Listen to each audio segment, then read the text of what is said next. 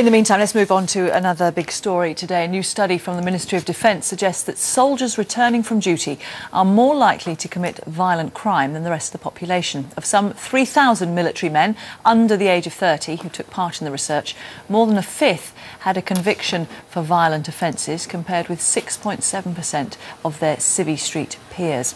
Well, just a short while ago, I spoke to the lead author of the study, Dr. Deirdre MacManus, from King's College, and she gave us more details. Well, the first thing to emphasise is that we looked at overall offending, and overall the proportion of military men with a criminal conviction is less than we would expect in the general population. But beyond that, we looked at violent offending, and violent offending is overrepresented, but more so in the younger age groups. And what we found when we looked at risk factors for violence was that one of the strongest risk factors was having a previous history of violent offending prior to joining the military. But over and above that, we also found that those who were deployed in a combat role were more likely to be violent, and those who experienced more traumatic experiences whilst on deployment were also more likely to violently offend on return.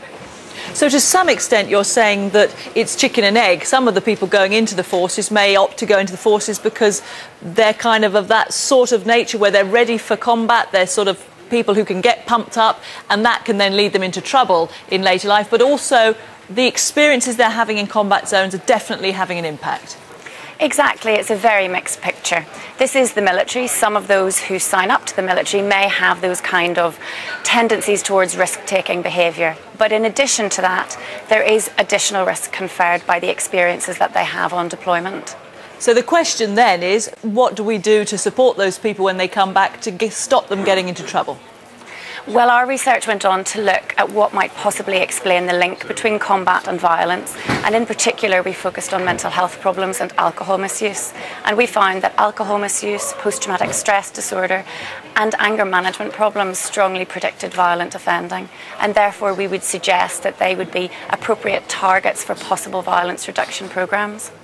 And this you've done alongside the MOD, I think. I mean, presumably this is something that is of concern to them.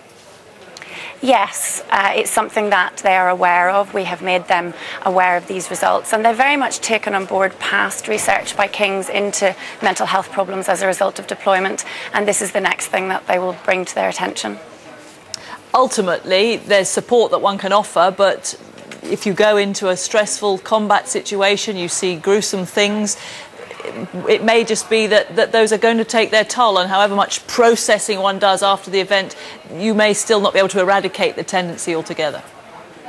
Well, it's about, one, having access to the appropriate supports, and there are a variety of supports available both within the military and within the NHS when they leave the military, but it's also increasing awareness of the problem and encouraging these young guys to seek help. One of the problems is recognising that they have a problem and overcoming the stigma of accessing help and admitting that they have a problem and that it's not a sign of weakness.